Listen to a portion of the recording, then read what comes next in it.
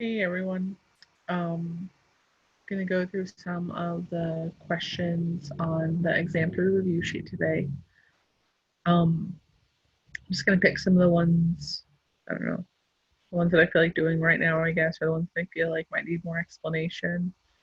But if just as a note, if I don't get to a question and it's a question that you have, um, there are still review sessions at the MSRC that are happening virtually, and they have this review sheet and they will answer any questions that I miss.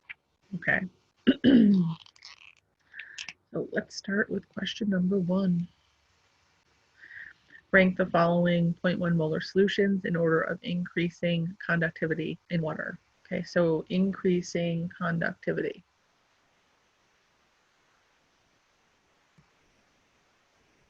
That means that we want to go from low conductivity to high conductivity. And we have to think about what makes something conductive to be able to sort this list. We have glucose, we have potassium iodide, we have hydriodic acid, and acetic acid. Okay. Um, so this requires you to think about what happens to substances when you put them into water. Do they dissolve and dissociate into ions, or do they stay together, right? So the first big factor in deciding that is looking to see whether you have a molecular compound or an ionic compound, because molecular compounds are not going to dissociate in water and ionic compounds are going to. So you have glucose, C6H12O6, and that is a molecular compound. And a molecular compound is not going to dissociate in water, so it's not going to be able to conduct anything, right? We need ions in order to conduct. So that's going to be our no conductivity end. So after that, we have 3 things left. We have Ki, which is an ionic compound that, according to our solubility table, separates 100%. So that's going to have a high conductivity. Then we have Hi, which is hydriodic acid, which is a strong acid, which you should know. And strong acids dissociate 100% as well, right? They're going to have 100% ionization. So that's also going to have high conductivity, because in both of these cases, these 2 components separate completely and they form ions.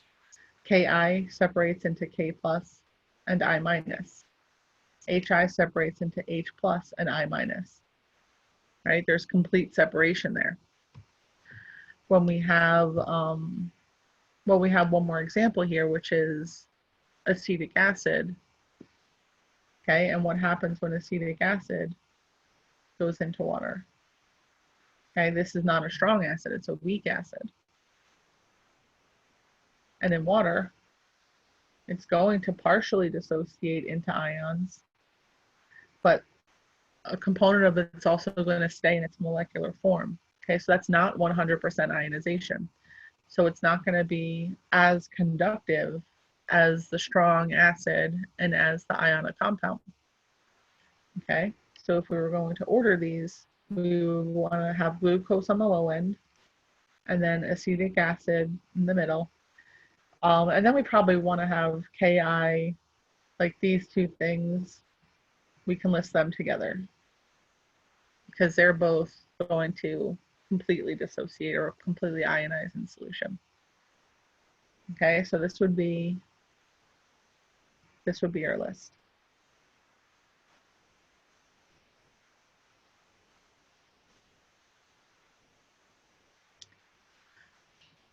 All right, now question number 2.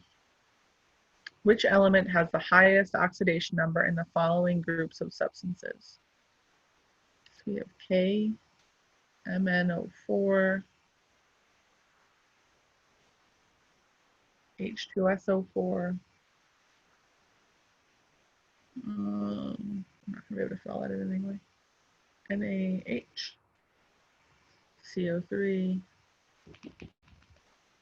and CaO3, 2.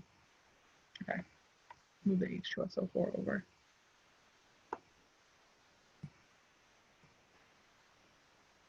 Okay, so for this, we're going to go, for each compound, we're going to go element by element, all right? And we're going to follow the list of our oxidation number rules from the end of the chapter.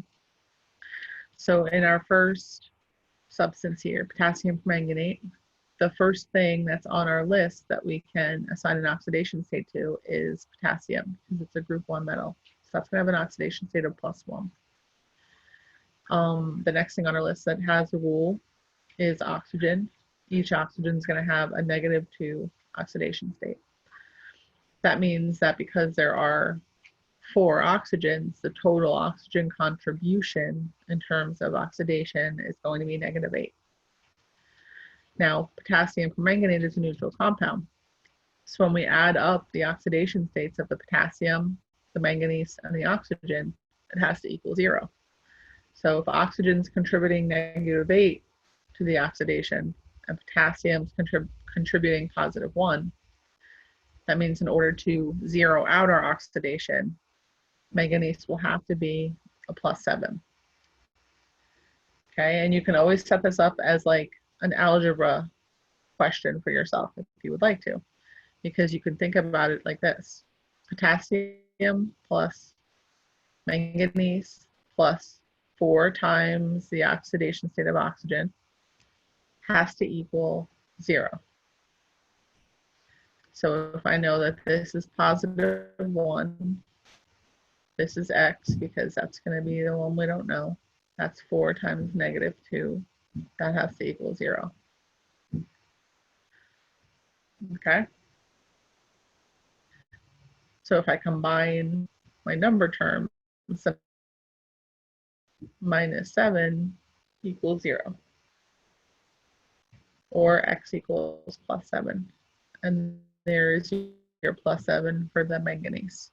So if you don't want to reason it out like I did initially, you can always set up this little algebra situation for yourself.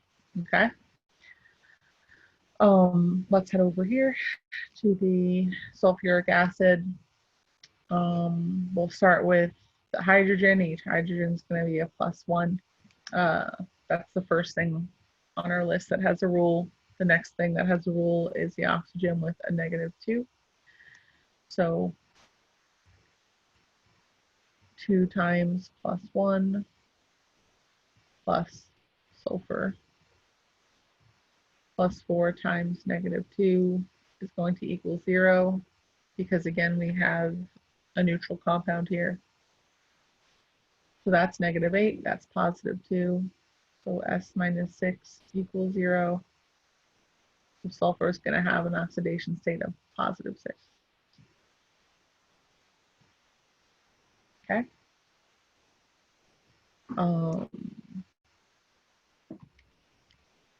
Down here with our sodium, so +1, hydrogen, +1. Each oxygen is going to be a -2. So we have 1 plus 1 plus carbon minus -2 times 3, so it's going to be -6 equals 0. Carbon -4 equals 0. So carbon equals +4. Okay.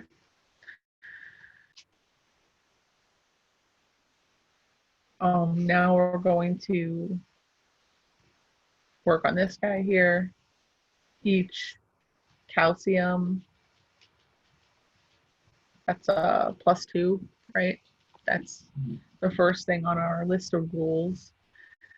The next thing on our list of rules is oxygen. Okay, oxygen has a -2.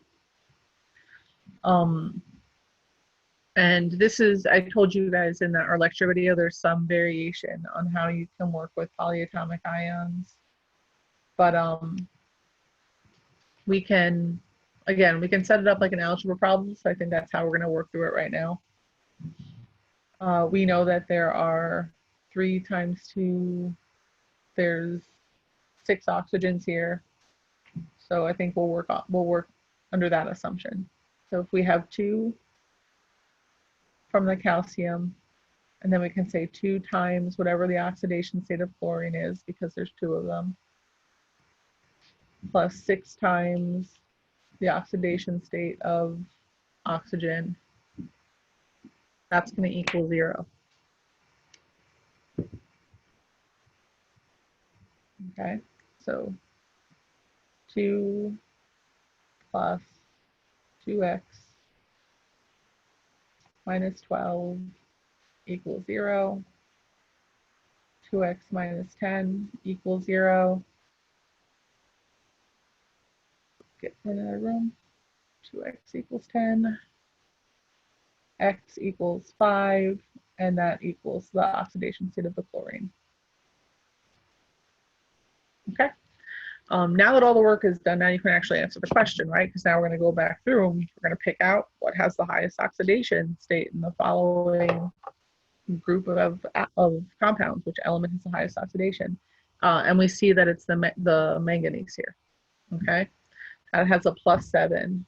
And that's the highest that we have. We have a +7 here, a +6 here, a +5 there, and a +4 there. But manganese is the highest one.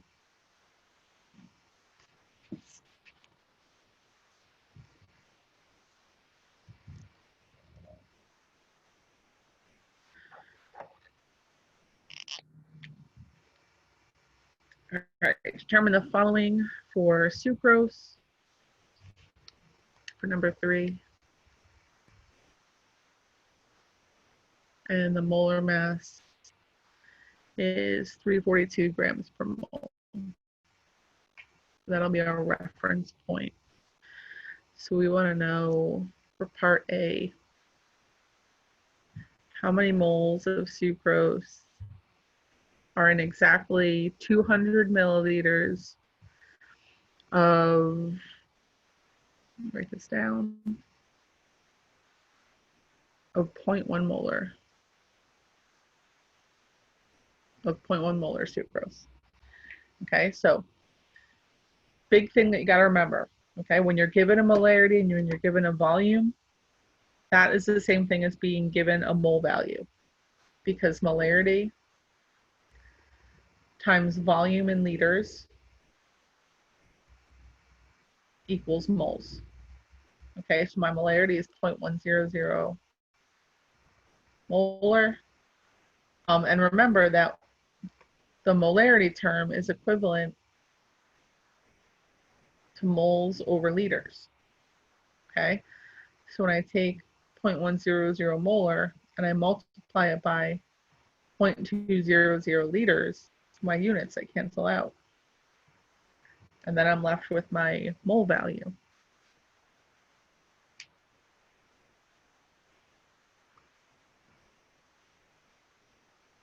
Okay. Question B. Find the volume of a 1.25 molar solution containing 0.100 moles of sucrose. Okay, now in this case, we're going to manipulate our molarity equation a little bit differently. So molarity equals moles over liters. So if I want to solve for liters, I have to multiply both sides by liters. Okay, so that liters disappears from this side. And now I'm going to divide this side by molarity. And that's how I get my expression. So to find the volume, that's moles divided by molarity. Okay, and I have both of those things. So I could take my mole value. Let me just erase some of that.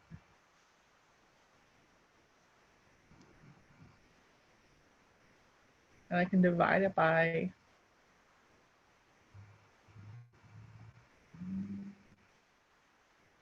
okay, and again, if you remember that molarity is moles over liters, then you'll see where our unit comes from, because our moles are going to cancel out here and our liters is going to flip up top.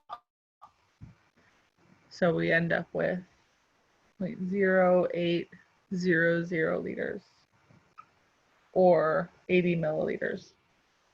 Okay, so those are our answers for A and B.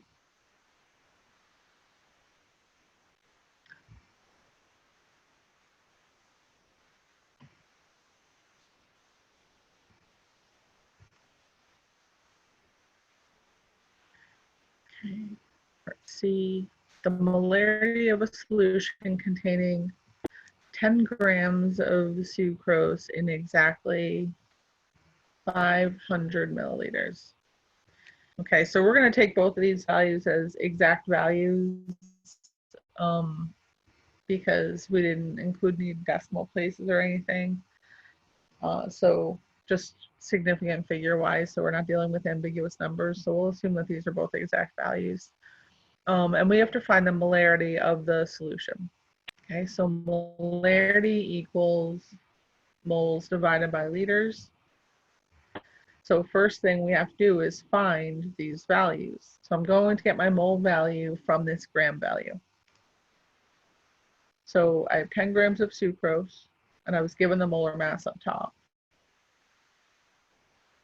So I know that there's 342 grams of sucrose in 1 mole. Let's get my calculator out. 10 divided by 342. 0, 2, 9, 2, 4. So there's our mole value. So we can plug that in up here. 0, 2, 9, 2, 4 moles. Okay, and now we're going to divide it by our volume in liters. So we have 500 milliliters.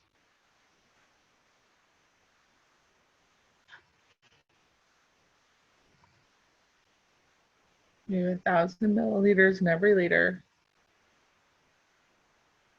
That means I have 0.500 liters. Okay, and that's our denominator here. So then to calculate the molarity, I'm just going to do some division.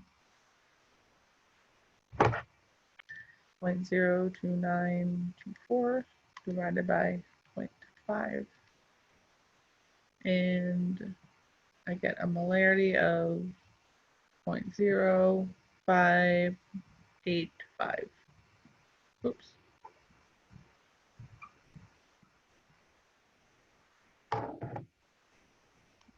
All right, pretty straightforward.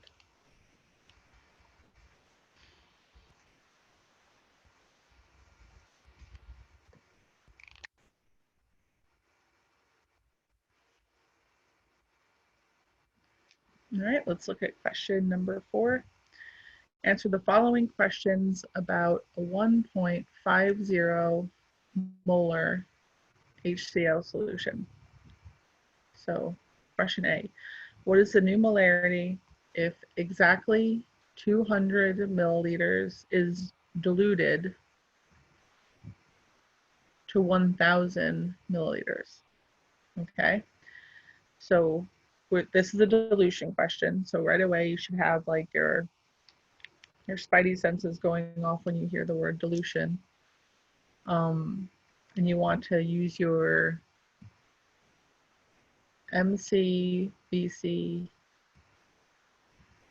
MD, VD formula, or M1, V2, M2, V2, whatever, however you want to write it down. Okay, and now we have to read the question. We're going to take 200 milliliters of the 1.5 molar solution. Okay, so that's our concentrated, those are our concentrated values. Our concentrated molarity is the 1.50 molar. And the volume of the concentrated acid that we're going to be diluting is 200 milliliters. And that's going to equal to this dilute molarity that we're looking for at 1,000 milliliters. Okay, so to find that, we're going to divide.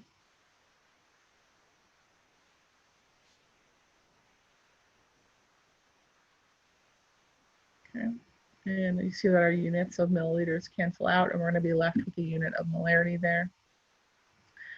And we get 0.300 molar as our new dilute molarity. Okay.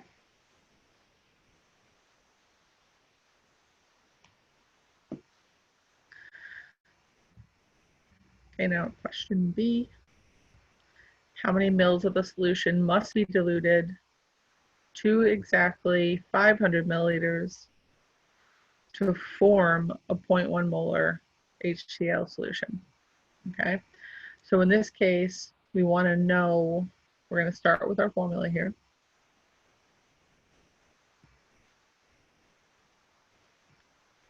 Okay, and we already know the concentration of our, we already know the molarity of our concentrated solution, right? That's still going to be 1.5 molar, because that's what we're starting with.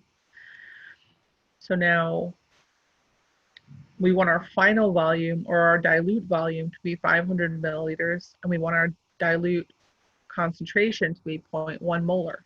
Okay, so those are both over here on this side. So we don't know what the volume of our concentrated solution is.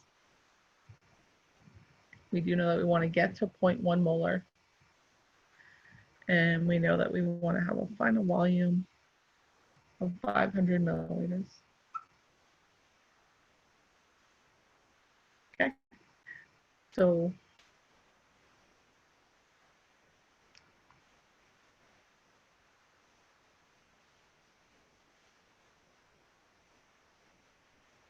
solve this out, and we get 33.3 milliliters.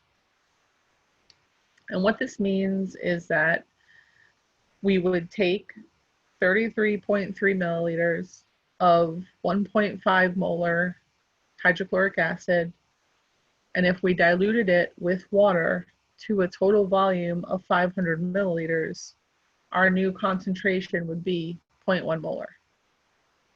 Okay, so that's how this is all connected.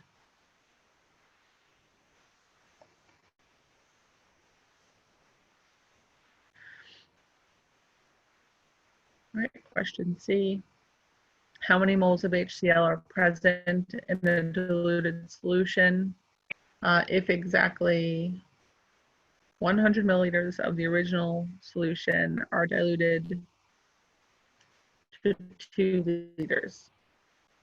Okay, so again, we're going to do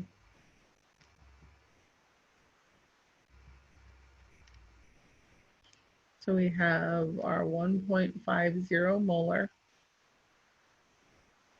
This time we have 100 milliliters. We don't know what the new concentration is going to be.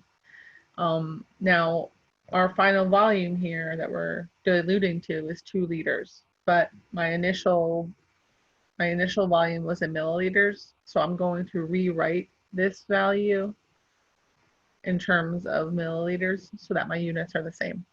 Okay, you could have alternately changed 100 milliliters to 0.100 liters and used 2 liters in your calculation, and that would have also been fine. You just need to have matching units for dilution problems.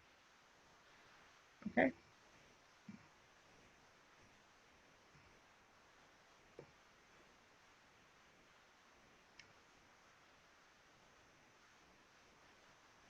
Or else we can't do that.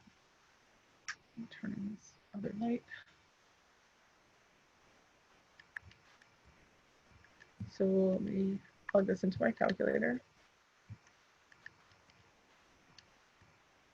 Okay, and we get 0.075 molar is our new molarity, okay? But that's not the question here. The question is how many moles of HCl are present in the diluted solution, okay? So we have a molarity of our diluted solution, and we have the volume of our diluted solution. So now we have to use that to figure out moles. And like we've said before, molarity times volume in liters, excuse me, equals moles. So my molarity is 0.075. My volume in liters is 2 liters. So that means that I have 0.150 moles of HCl present. Okay.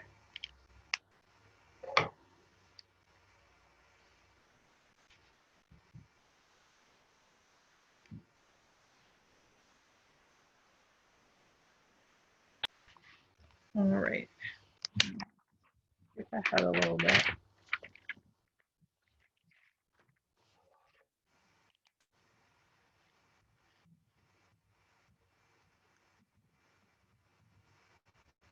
Go up to question 9. What's the molarity of a nitric acid solution if 36 milliliters of it reacts completely with 2 grams of NaOH? Okay, so we have 36 milliliters of HNO3 and it reacts with 2 grams of NaOH. So when you answer a question like this about how, like when you're trying to relate an acid and base to one another, you have to look at the relationship between their reacting species, okay? And with an acid and base, your reacting species are the H plus from the acid and the OH minus from the base. Okay, and you have to see the ratio that they react, the ratio that they react to.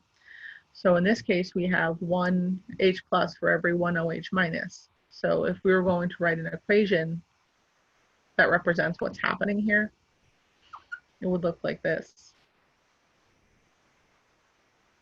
This will be a complete molecular equation, not an ionic equation.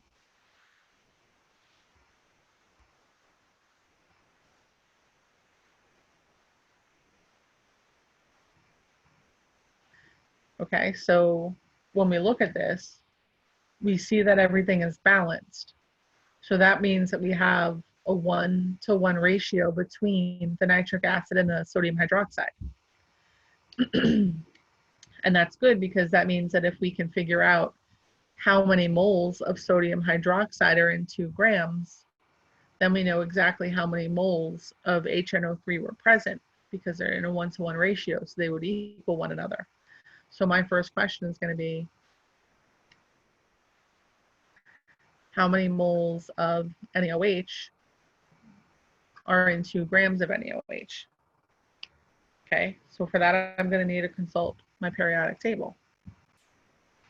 Okay, so when you look at your periodic table and you add up the 3 components, you should get something like 40 grams of NaOH in every 1 mole. Okay, now our grams are going to cancel out. 2 divided by 40. So we have 0.05 moles of NaOH. And our moles of NaOH equal our moles of nitric acid because they're reacting in a 1-to-1 ratio. So now I've just found my moles of nitric acid. Now this question asks for the molarity. Well, molarity is moles over liters. So now I have a mole value. It's 0.05.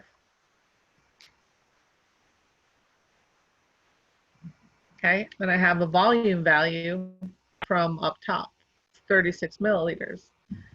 So I just want to make sure that I put that in terms of liters.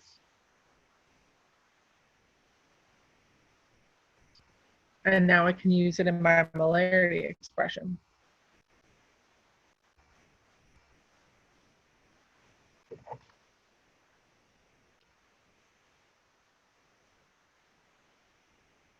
And I get a molarity of around 1.39.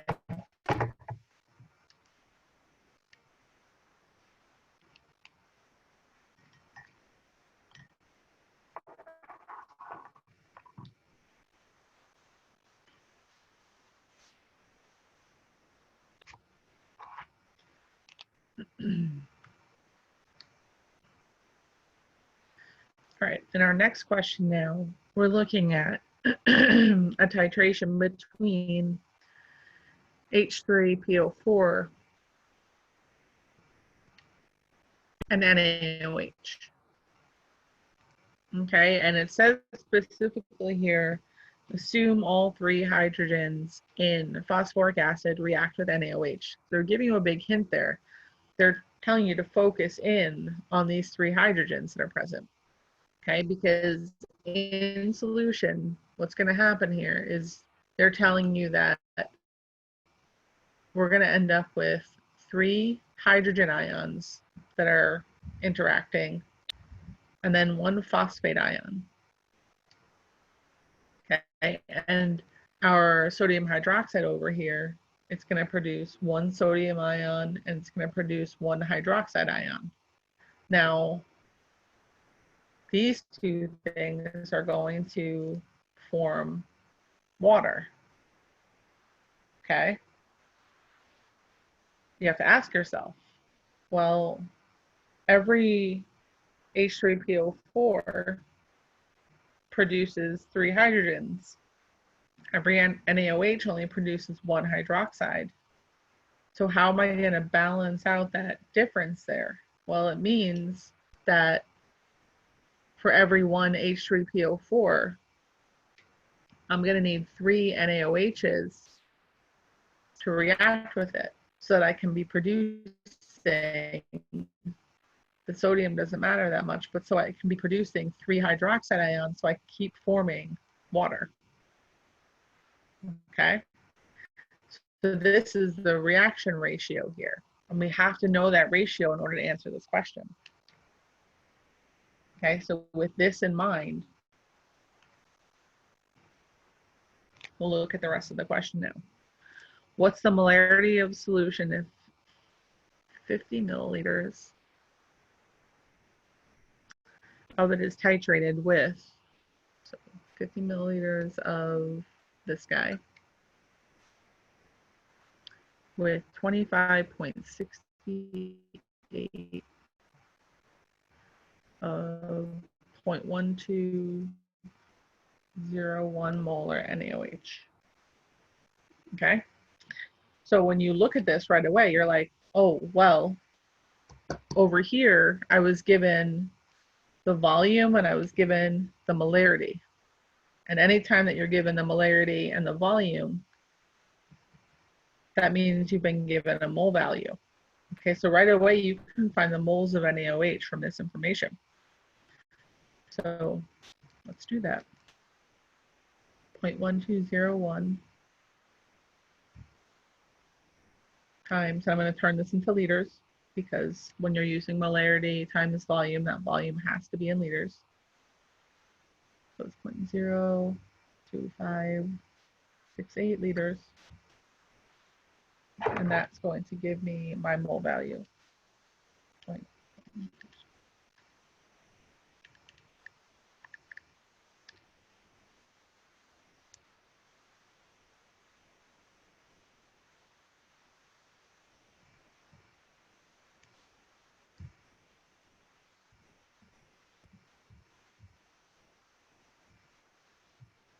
Okay, so 0.003084, and that's my moles of NaOH.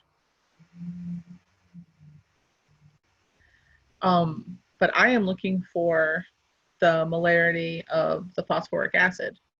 So I need to know how many moles of phosphoric acid that's equivalent to. Now this is where my ratio comes into play, because this is my moles of NaOH.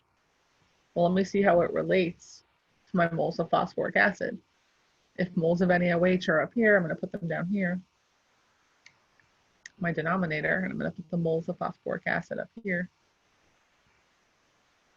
And I'm going to look back at my balanced equation up here, and it says that I'm going to need 3 moles of NaOH for every 1 mole of phosphoric acid.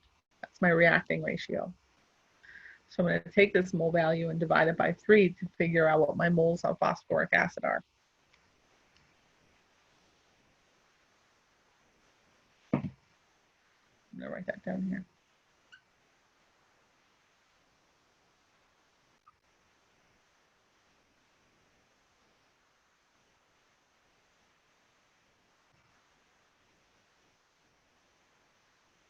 Okay.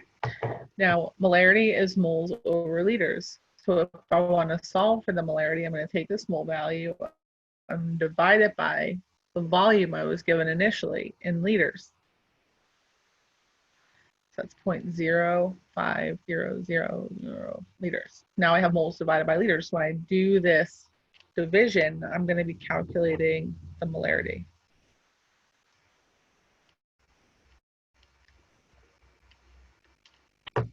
And I get 0.02056 molar.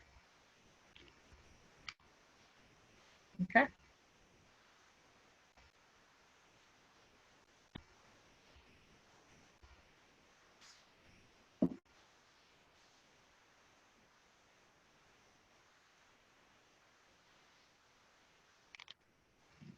All right. Let's look at number 11. We have 10.30 milliliters of 0.1500 molar HCl. And it's reacting with 11 point, why did I make that H? 11.25 milliliters of 0.11355 molar NaOH. Okay, so 2 questions here. One is, what is the limiting reactant? 2, how many grams of NaCl are formed? Okay, so to answer either of these questions, the first thing I need to do is write out a balanced equation here. Okay, got to have a balanced equation before you can answer questions about like the amount of reactant that's formed or anything like that. So I'm going to take HCl plus my NaOH, and that's going to form H2O and then NaCl. And then I'm going to look at this and see if it's balanced. Okay, and it is. So I can see how everything reacts. And now this kind of turns into a limiting reactant problem. Okay, I want to see how much reactants can form. I was given a volume and a molarity of each reactant, which means that I can calculate the moles present of each reactant. Okay, so for HCl, the molarity times the volume is going to be 0.1500 molar times 0.01030 liters. The NaOH.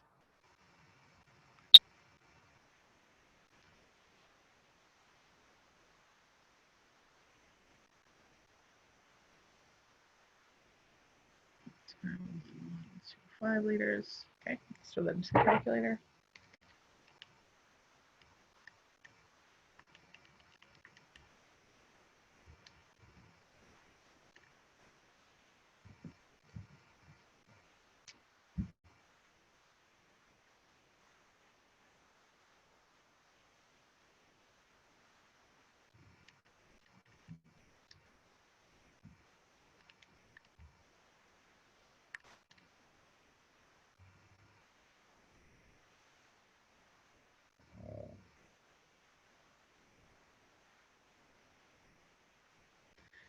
Okay. And now we can use our balanced equation to see how much product each of these will form. Okay. And remember our setup for this. This is the same as any other limiting reactant problem. The product I'm looking at here is NaCl based off of question B in this problem. So I want to know how many moles of NaCl I can form from one of my products, from both of my products, but you know what I'm saying. So how many moles of NaCl equals 1.524 times 10 to the negative 3 moles of NaOH. Now to figure that out, I'm going to look at my mole ratio. And you see everything is in a 1-to-1 ratio. So 1 mole of NaOH is going to equal 1 mole of NaCl. So that means I'm going to form 1.524 times 10 to the negative 3 moles of NaCl if I use up all of my NaOH. That also means, because it's the same 1-to-1 ratio, I'm going to form 1.545 times 10 to the negative 3 moles of NaCl if I use up all of my HCl. So let's take away that. So my NaOH is going to form 1.524 times 10 to the negative 3 moles of NaCl. My HCl is going to form 1.545 times 10 to the 3 moles of NaCl. I determine which is my limiting reactant based on which one is smaller, right? Which value is smaller. So this value is smaller, so that means that my NaOH must be my limiting reactant. Now, once we know which of these things is the limiting reactant, we can use that theoretical yield value to figure out how many grams of product are going to form. Okay, so I'm going to erase this up here. Because we need to focus down on that theoretical yield number now. Okay. So we're going to take the mole value. We want to know how many grams of NaCl equals 1.524 times 10 to the negative 3 moles of NaCl. Okay, now for that, we're going to need our molar mass.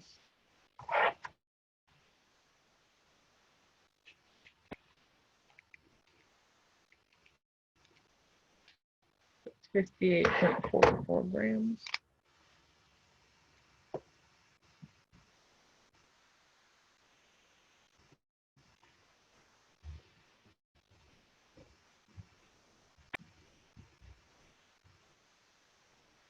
Okay.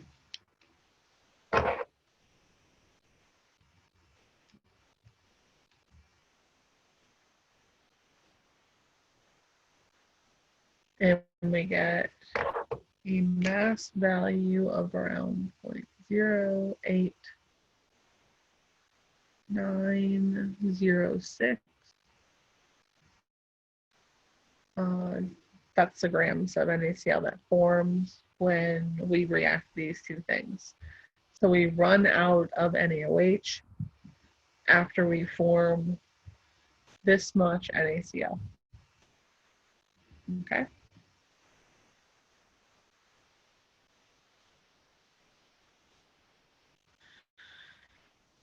All right.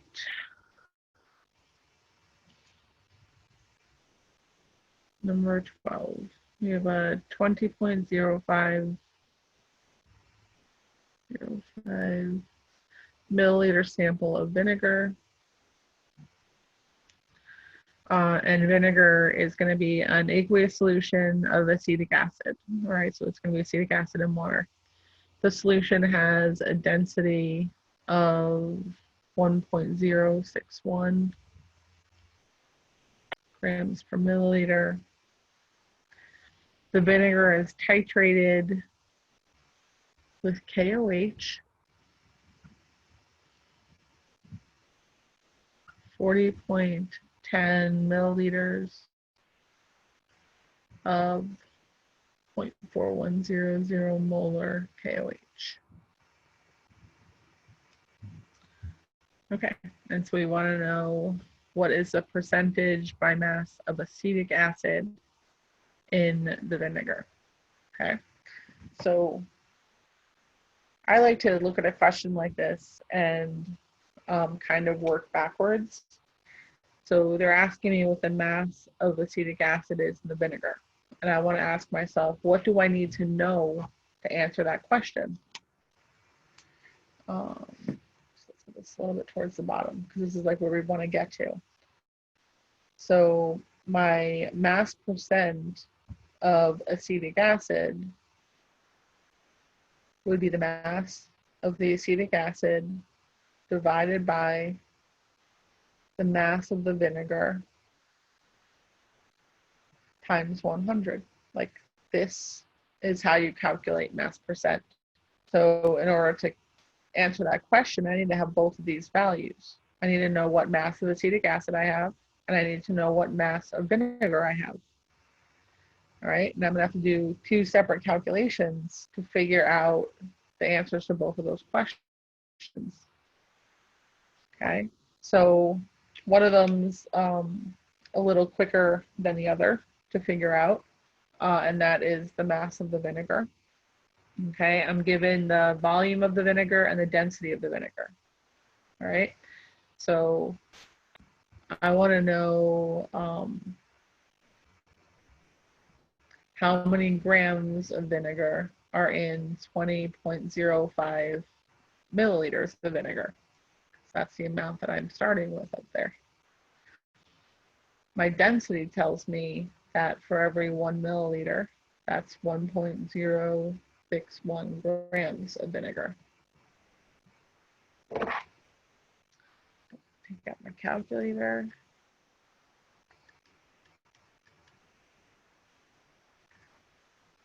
That's 21.27 grams of vinegar. Okay, so now that's one thing that I filled in now down here. Okay, so I can put 21.27 grams down here.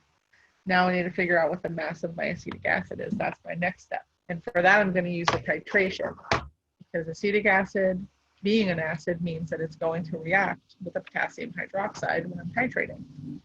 So I'm going to be able to use that titration, those values of the potassium hydroxide, to figure out how much acetic acid I had present in my vinegar.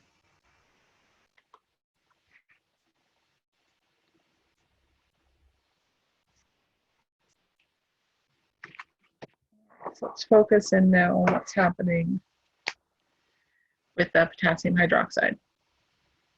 Okay, so we know that we have acetic acid here, and they give you the formula of acetic acid in the problem. And you see how there is, this is the formula. You see how there's one hydrogen out front?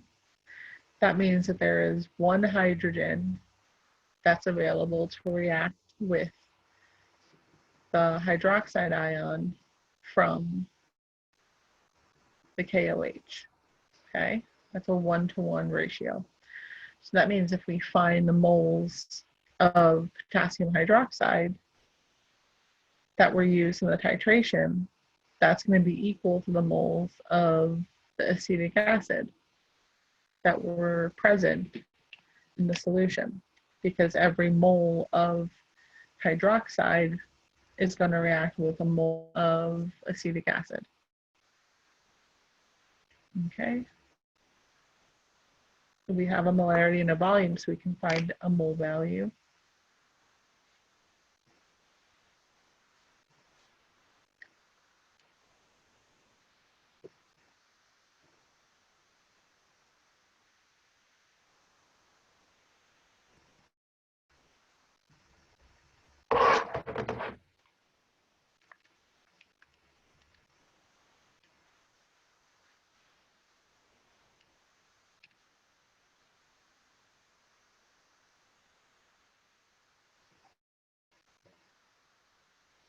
Okay, that's the moles of KOH that are present.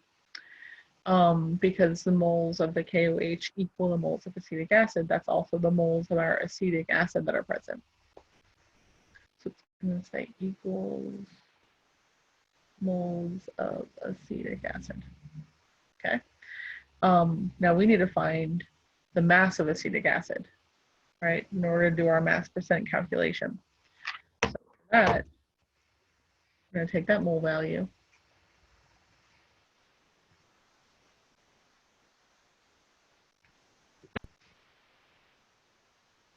And we're going to use our periodic table.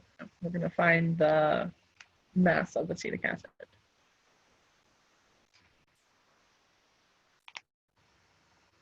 Okay, so that is 60.052 grams. That's the molar mass of acetic acid from your periodic table.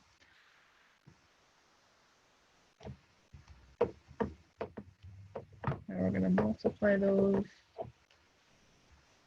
And we get 0.9873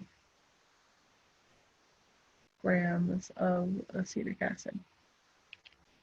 Okay, so now that we have that gram value, now we have something to put here. 0.9873 grams of acetic acid. So let's do that division.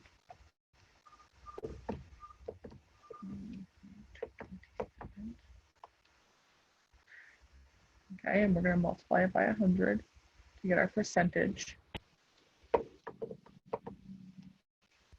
4.64%.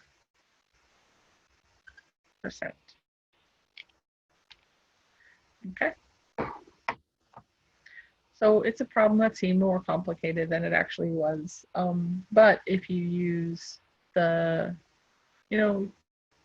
focusing on the question that they asked, they were asking what the mass percent of that acetic acid was. So if you use the definition of mass percent to look at the problem and see what you need to find, it becomes a little bit more clear, the direction you need to take to solve it. We just need to find each of the variables in our mass percent equation.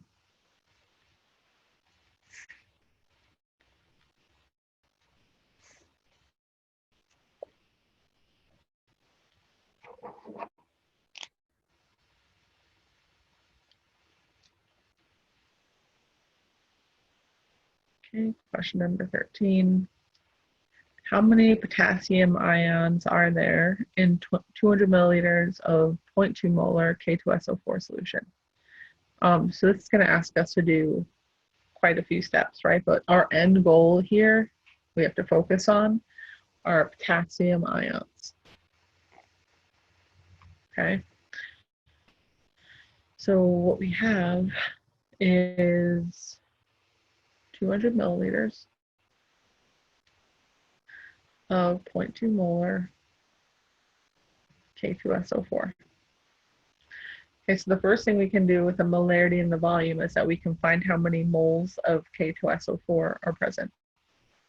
Right, we'll take the molarity, 0.2 molar, multiply it by our volume in liters.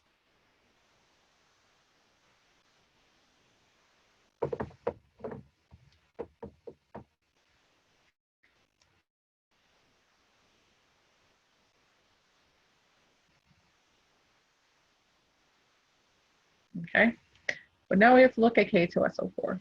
How does K2SO4 break up in solution? There's 2 potassiums for every 1 sulfate.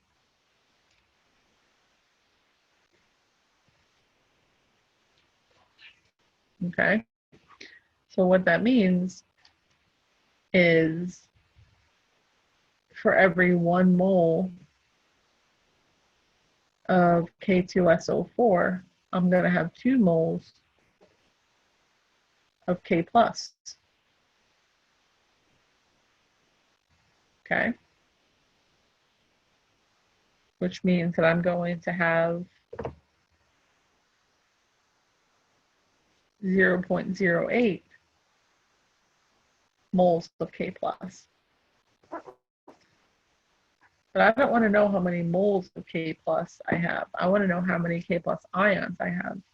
So how do I go from moles to actual things, right? I'm going to have to use Avogadro's number for that.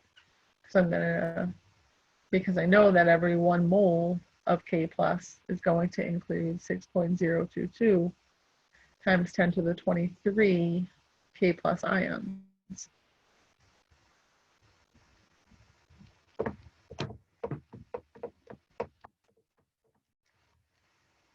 Okay. And it turns out that that is 4.8 times 10 to the 22 K plus ions.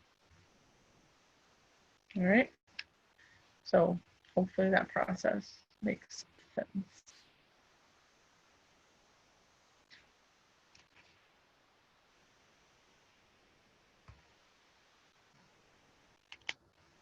Okay, let's look at question number 15. So we have this reaction here. Fe2O3 is 3CO, 2Fe, and 3CO2. So part A, if the reaction yields 4.52 grams of CO2, how many grams of Fe are also formed? Okay, so we want to know, we want to be able to relate the mass of CO2 to the mass of iron. And the only way to do that is through moles, okay? Because we want to use our balanced chemical equation. Oh, that's a mole ratio, it's not a mass ratio. So we have to take this mass value, and we have to convert it into a mole value before we can look to relate it to the iron value. Okay, so I want to know how many moles of, well, we'll start with, we'll do this in steps. So I want to know how many moles of CO2 are in 4.52 grams of CO2. Okay, in every 1 mole of CO2, there's 44.01 grams from your periodic table. Okay, so 4.52 divided by 44.01. 0.1027 moles of CO2 are present in 4.52 grams. All right. Now I want to relate moles of CO2 to moles of Fe. So how many moles of iron are in 0.1027 moles of CO2? I can look at my balanced equation and I see that 3 moles of CO2 are produced along with 2 moles of Fe. So that's my ratio there. When I produce 3 moles of CO2, I'm producing 2 moles of Fe at the same time. Notice that my CO2 value goes on the bottom because it was started out on the top up here. Okay. So I'm going to take my mole value, 1027, multiply it by 2, divide it by 3, and I get 0.068 0.06847 moles of Fe.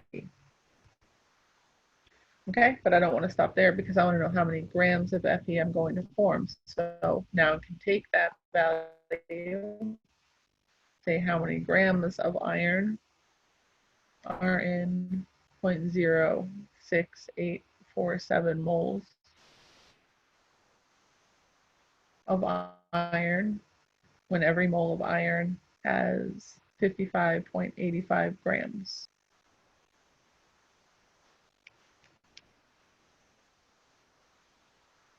Okay, And that gives me 3.82 grams of iron. Okay, that's our first question there. So that is just a stoichiometry question. We're given one value and we're asked to find another value. You can be given this value and you can find corresponding mass values for any of the components of the reaction following the same process that we just did here. And the next part of this question, though, is a limiting reactant question. And you can tell that it's a limiting reactant question because it's giving you two reactant values and asking you how much product forms, right? So the question tells you that we're starting with 7.25 grams of Fe2O3 and 6 grams of CO, all right? And we want to know how much Fe forms. So remember that when you're doing a limiting reaction problem, the only way to do a limiting reactant problem is to see how much product is formed if you use up both of the reactants, okay? And we're going to relate the reactants to the same product. So I'm going to start out with Fe2O3. Maybe we'll do this. Do a couple of colors to keep it clear. So we're going to look at how many moles of Fe can be produced from 7.25 grams of Fe2O3. Okay, so the first thing I need to do is convert my grams of Fe2O3 into moles. Okay, so we need to look up the molar mass of Fe2O3 on the periodic table.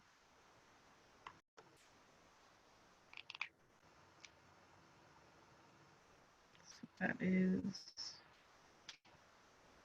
159.69 grams of Fe2O3 in every 1 mole of Fe2O3. Okay, and so now our gram units cancel out. Okay, but I want to know about my iron product. So now at this stage, I'm going to relate moles of Fe2O3 moles of iron. And I'm going to use my coefficients from the balanced equation to do that.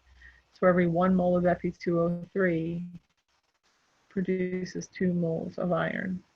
So now my moles of Fe2O3 units cancel out, and when I do my calculation, I'll be left with a value that's in terms of moles of iron. So 7.25 times 2 divided by 159.69.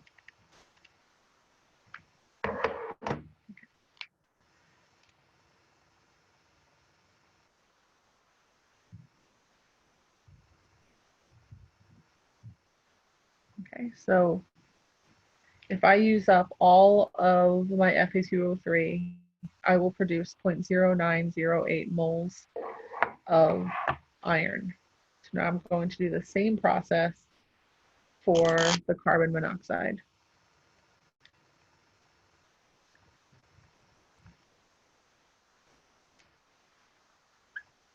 So how many moles of Fe equals 6 grams of CO. I need to look the CO molar mass up on the periodic table. 28.01 grams in 1 mole.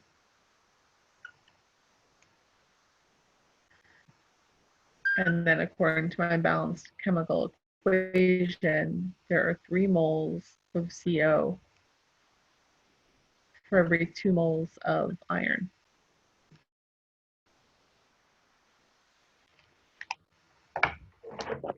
So break out the calculator.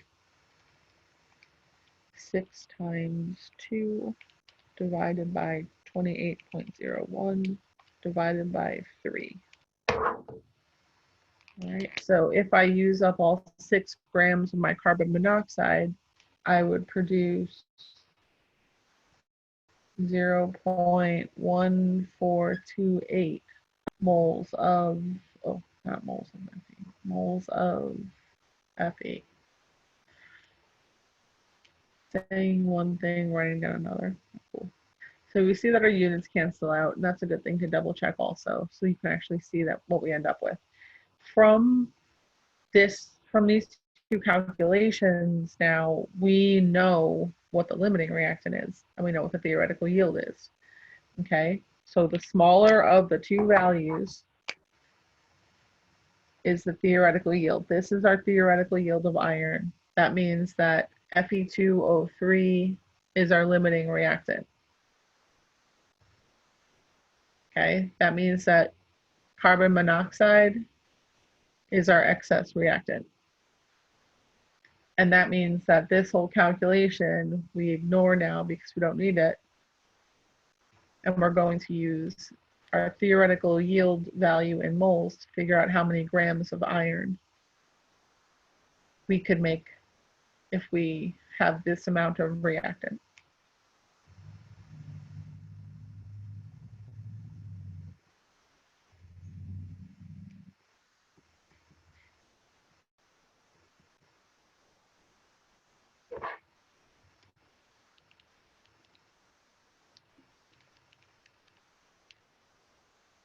Okay, and that is 5.07 grams of iron can be formed if we react 7.25 grams of Fe2O3 and 6 grams of carbon monoxide.